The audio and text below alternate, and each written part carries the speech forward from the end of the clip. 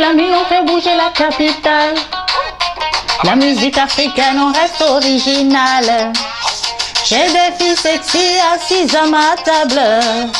Ce soir, on s'enjaille, elles m'ont validé.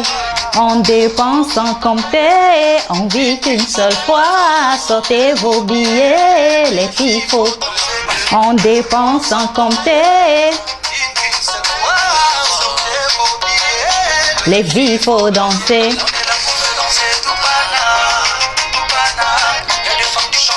C'est Paname, c'est Paname. On est venu faire danser tout Paname, tout Paname. On est parti pour tout Paname.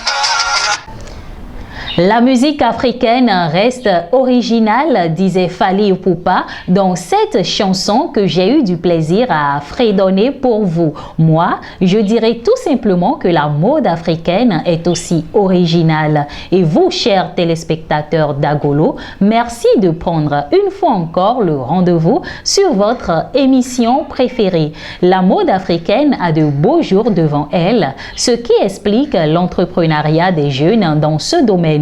Aujourd'hui, dans votre émission, nous allons parler de mode africaine et d'entrepreneuriat des jeunes.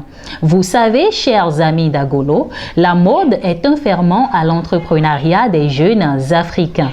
Industrie de la toilette et de l'habillement, le secteur de la mode est générateur de rêves et d'emplois variés. Vivre de sa passion et évoluer dans un domaine créatif, notamment en se laissant comme entrepreneur mode, est une expérience magique. Ces mots sont de la jeune styliste béninoise Mélène Gamenjo. D'emblée, les paradigmes de vocation et de passion servent-ils de socle dans un processus entrepreneurial des jeunes créateurs africains? En outre, le monde étant devenu un village planétaire, la mode africaine se pare ainsi de ses attributs afin d'aller à la conquête de ce dernier.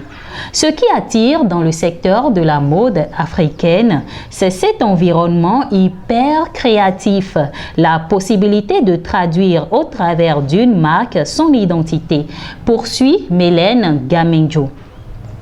À l'heure où le concept de Black is Beautiful est en vogue, les jeunes créatifs africains surfent sur cette vague au travers de styles de tendance et de création aux couleurs africaines.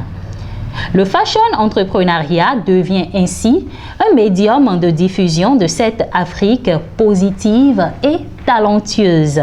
Nous en voulons pour preuve les marques Kia Design de la Nigérienne Rakiata Djibrila Mazou, Nana Was de la jeune béninoise Maureen Haïté, Adriana Talansi de la Congolaise Richelvi Talansi, Africa du Burkinabé Trévis Cédric, Berthe Design de l'Ivoirienne Cissé Bintou et j'en passe, tout en alliant leur envie créative à leur passion pour la mode.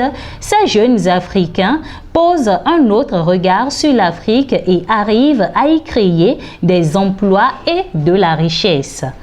Néanmoins, cette ampleur fulgurante qui caractérise l'état créatif d'un nombre impressionnant des jeunes qui s'invitent dans la mode suscite des inquiétudes sur la vraie qualité des rendus. Faut-il être créateur de mode sur un coup de tête parce qu'elle a de beaux jours devant elle? Comment connaître le bon grain de livret dans cette pléthore de créateurs qu'enregistre la mode tous les jours? Somme toute, le fashion entrepreneuriat sous le continent africain tend à se populariser et est l'un des pourvoyeurs d'emplois pour bon nombre de jeunes Africains. Toutefois, l'importance de la mode dans l'accroissement du PIB des États africains demeure un inconnu. Ce sera tout pour ce numéro de votre émission. C'était un test de Steven Adjahi présenté par Mikaret Amondidje. Nous avons parlé de mode africaine et d'entrepreneuriat des jeunes. Merci de m'avoir suivi. Au revoir.